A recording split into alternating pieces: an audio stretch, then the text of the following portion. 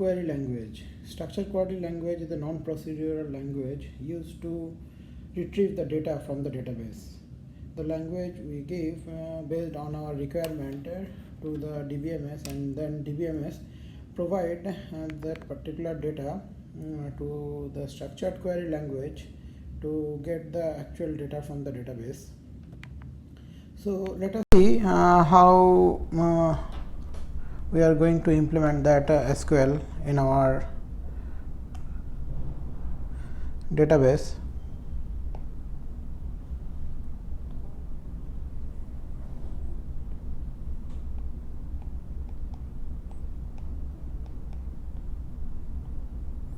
Structured query language.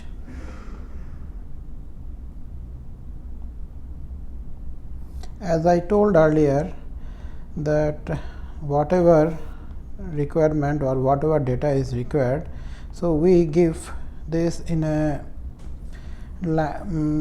structured query language format to our DBMS.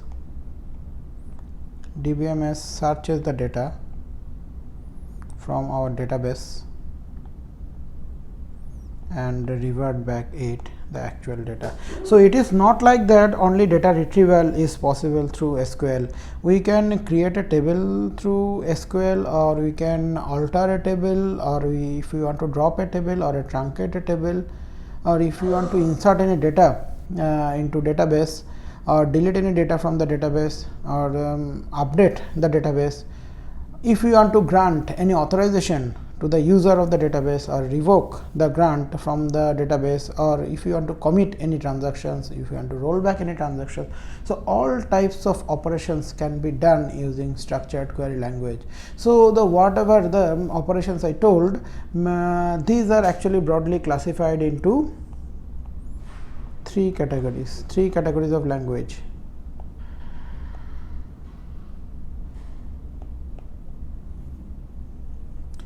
One is called DDL, or data definition language.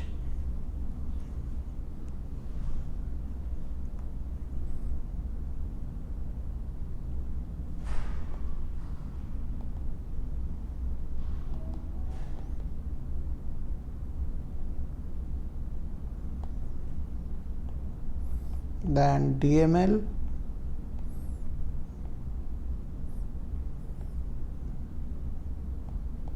data manipulation language.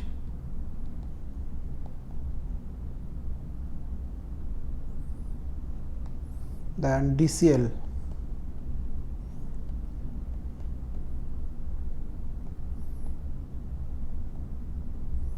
data control language.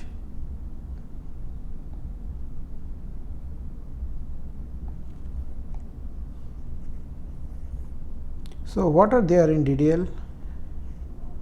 The SQL command create, drop,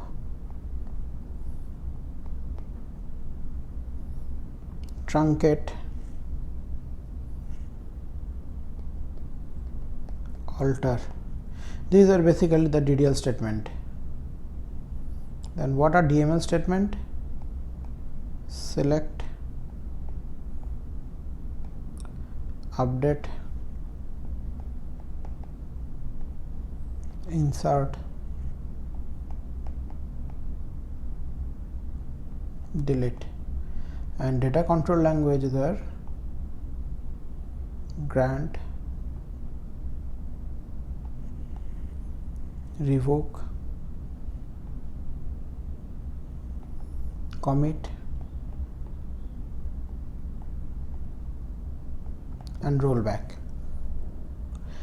Now what are create statement? Basically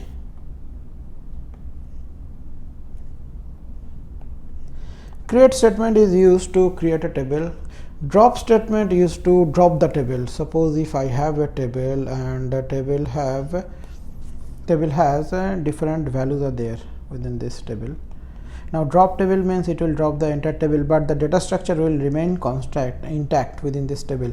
And if we do a truncate, that case the table will be dropped as well as the data structure will also be entire data structure that is allocate for this table the data structure will also be deleted. So this is basically the drop, difference between drop and truncate. And alter means if you want to alter in the structure of the database. Suppose within my table I have 2 columns, now I want to insert another new column. That case I can use the alter table. Or if I want to delete a particular column, if you want to delete or change any constant value, that case also we can use this alter command. Now in data manipulation language, what is select? Select command is used to retrieve the data from the database. Update, if you want to update the data within the database. So this data has been updated with some any other database data, in that case update command will be used. If you want to insert a new data within our database, that case you use the insert command. Delete, it will delete the contents from a particular row or from the entire tables, all the data. If you want to delete, that we can do. Now the basic difference that the students fails to understand, that is the what is the difference between drop, truncate and delete. Delete will delete the data from the database, but the database structure will remain same. Drop will drop the entire table also that contains the data or that may not contain the data, but the data structure will remain same. But in case of truncate, it will delete the data, drop the table as well as delete the entire data structure that is allocated to that particular database. Now what is a data control language? What is grant? Grant is used to give a grant permission to a particular user, whether he has been authorized to edit or delete the particular database, or they can read the database. And if I want, I can revoke the whatever authorization I have given. And commit means whenever the transaction is going on. Suppose if I want to transfer a particular amount A to B, so when the transfer has started, that case one timestamp will start from this position with a checkpoint, and until and unless the entire transaction is completed, it will remain in the previous checkpoint. Now if in between them, if any power disruption or the transaction is not completed successfully, then it will roll back to its previous position. Now if the transaction is completely successful, then it will be committed. So this is the basic thing. That means either the transaction will be completed fully through the commit protocol, or the transactions will be revert back to its previous state through rollback. So these are basically the broad classified different types of SQLs that we are going to use in the latest part. And what are the data types that are used in case of the SQL? So the data types are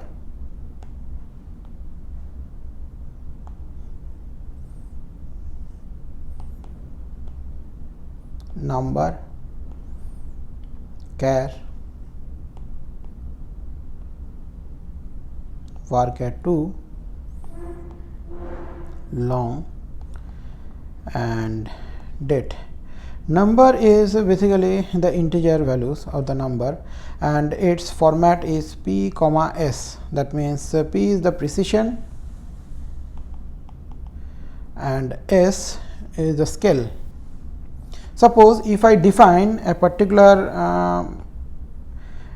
column as the number with the value 5, 2, that means the 5 bytes will be allocated for this number. Out of this 3 will be in the integer point and 2 will be in the decimal point. That means I can define the number like this 103.22 like this.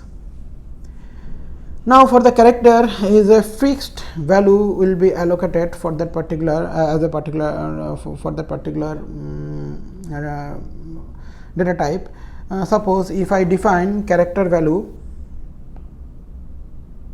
char 6, that means 6 bytes 6 digits will be allocated to store the data within this character. Now the default size is, if this is optional, this part is optional, either we can define this one or we can simply write this as char. So if I simply write this as char, that case by default it will take 1 byte. That means 8 bits will be allocated for storing the data against this data type. And what is the maximum size that we can allocate? That is from 1 byte to 2000 bytes. that is the maximum allowable size for this character.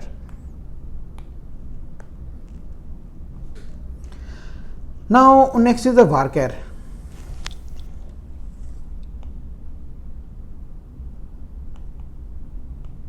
So there are two types of varchar, is a varchar and varchar2. So in case of varchar2, the default value, that means if I don't write any values against this varchar2, then the default value it will take as 4000 default value it will take as 2 bytes in this case, and the maximum specified available range is from 1 byte to 4000 bytes. Now what is the difference between this char and varchar? So in case of varchar2, suppose if you have defined 30, that means 30 bits will be allocated to store the value against this one, but you have only used 10 bits out of it and rest of the 20 bits are unused. That case these 20 bits will be allocated for some other spaces, but in case of character, if we define it as 10 bits and if we use 8 bits, that case 8 bits will be used and 2 bits will be wasted and that will be padded. So this is the basic difference between char and varchar. That means the rest of the 20 bits will not get wasted, it can be used for the other purposes. And for the date data type, there is a format for the date data types and it may vary from the database to database. Suppose in case of Oracle, the date format is I can write it as January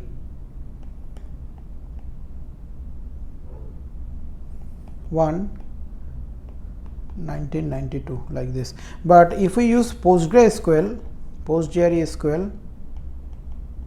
that case the date format will be 1992 not slash, it should be 1992 then 01 then 01. That means this is the format is YYYY then then DD. So it depends upon what type of database you are using, whether you are using DB2 or SQL server or Oracle or MySQL or PostgreSQL. So the date format will get changed. Now in Oracle supports the date range from January 1 4712 to December 31 9999. So this entire range it will support. Now for the long,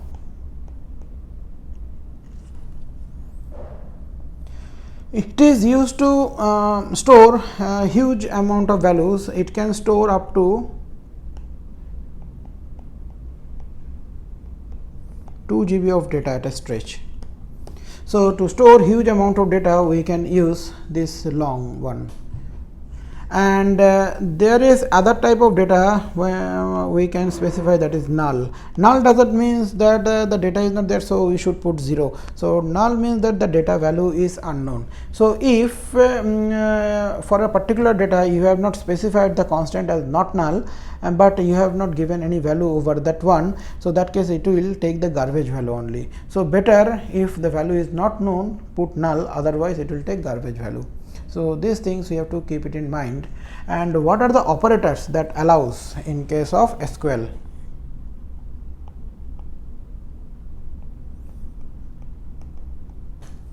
It allows the arithmetic operator,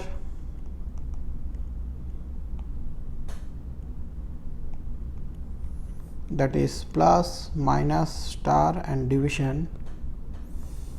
Then logical operator,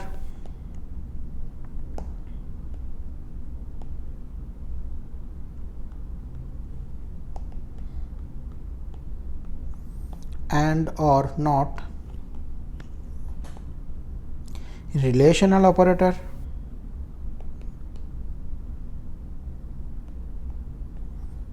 like greater than equal to, less than equal to, not equal to, then equal to, and also assignment. So these are the operators that we used. Now let us go to the SQL. Before going into the SQL, let us discuss the what are the different types of constraint that we can use in an SQL. So there are basically two types of constraints are there. Constant is the set of rules that we can impose in a particular attributes. So to store the data in an efficient manner, so that there should not be any normalization issues comes within our database. So there are two types of constraints are there. One is column level constraint,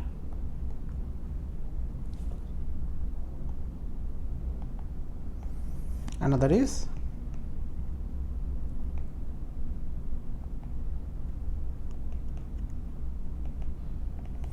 row level constraint. Column level constraint means when we put the constraint against a particular column, and row level constraint means if a set of rules or the constraints we have to put against a set of columns. That case we have to write that constraints after writing all the columns and the data types, we have to write at the end of the table declaration. So that is why it is table level constraints. So that is called table level constraints. So, and apart from this, the other so the row level and table level constraints are basically defined into different types of constraint categories, like the primary key constraints. That means for each of the table there should be one primary key. Foreign key constraints, that means for each of the tables there should be one key, not only one key, maybe set of keys are there which are not primary key within this table, but that may be the primary key in other tables. So using that key we will refer to the primary key of the other table. So actually this constraint satisfies the referential integrity constraints, and primary key constraint satisfies the existential integrity constraints. Apart from this, we may use unique constraint, we may use check constraint, we may use not null constraint.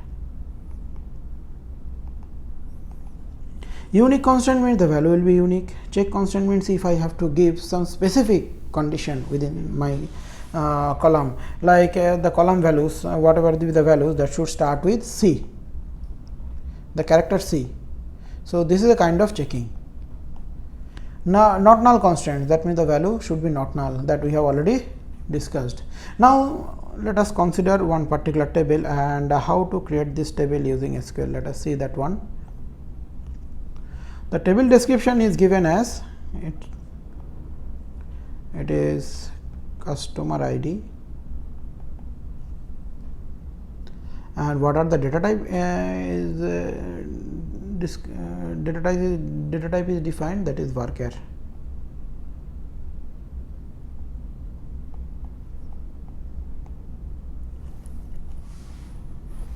Then constraint is it should be primary key,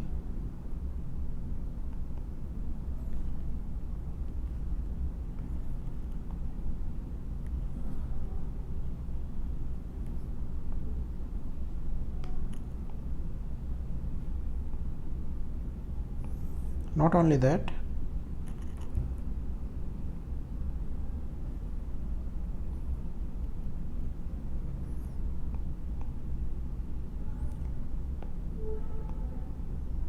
should start with C.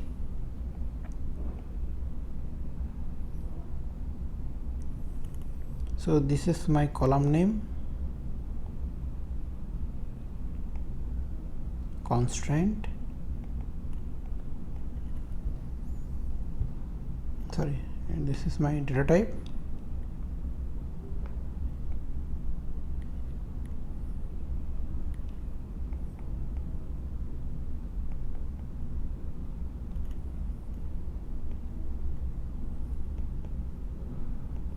This is my constraint. Now what is the other column name? That is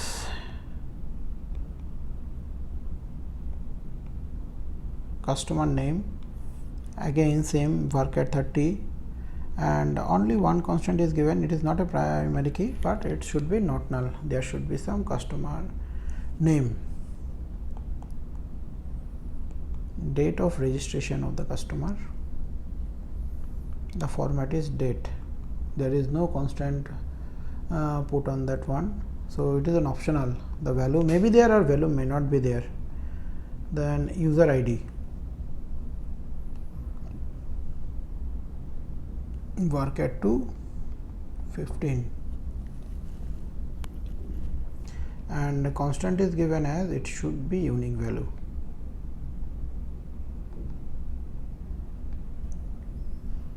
Then password,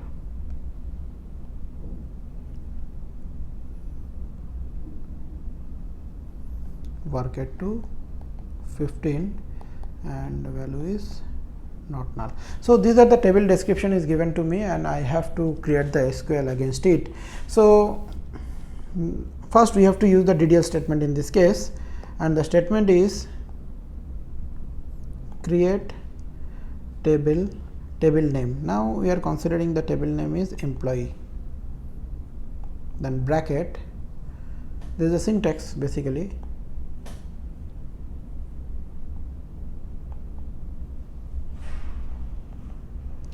customer ID, then data type is written as work at 230,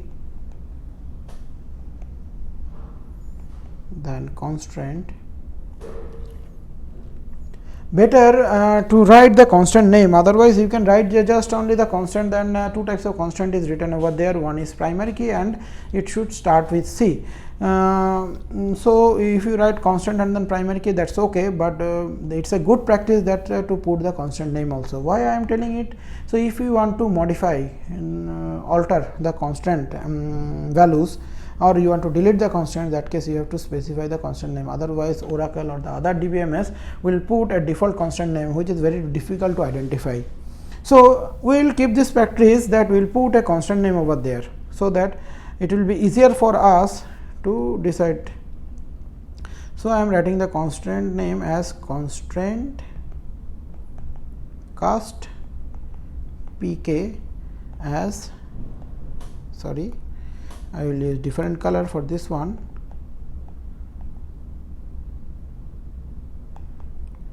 primary key. What is the other constant I will use? That is the check constant, right? So constraint, and the constant name is, suppose I am writing it as constraint check. So you can give any constant name. Now I am writing the check constant, that is check. What is the check constant? That the primary key should start with C. So it should be customer ID like within single quotation, sorry, C, then there may be any value. So I am writing it again, so better there should not be any confusion.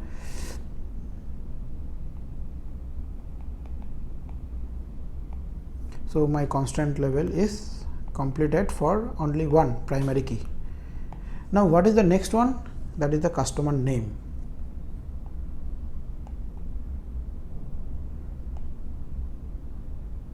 Now in case of customer name, the data type is work at 230, then only constant is not null constant, right? So I will put one constant name,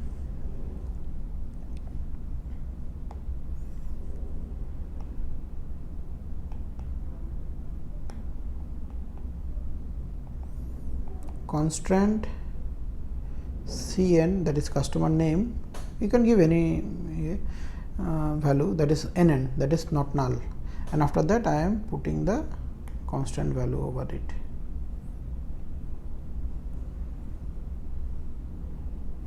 Constant is not null. Next is date of registration. In case of date of registration, I have not given any constant value, and the data type is update. What is the next one? User ID, that is varchar 215. One constant, here it is given that it should be unique value. So constant, then I am putting the constant name,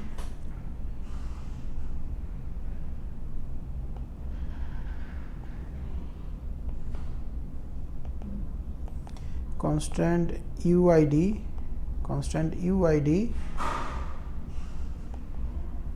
unique. Now the constant value is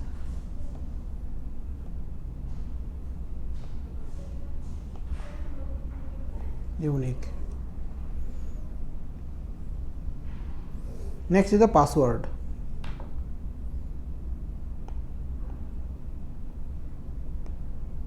Now it is varchar 215.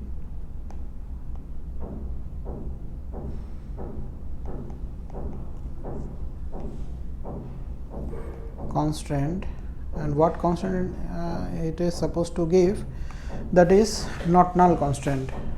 So we will put the not null constant, that is constraint nn pwd, then constant value.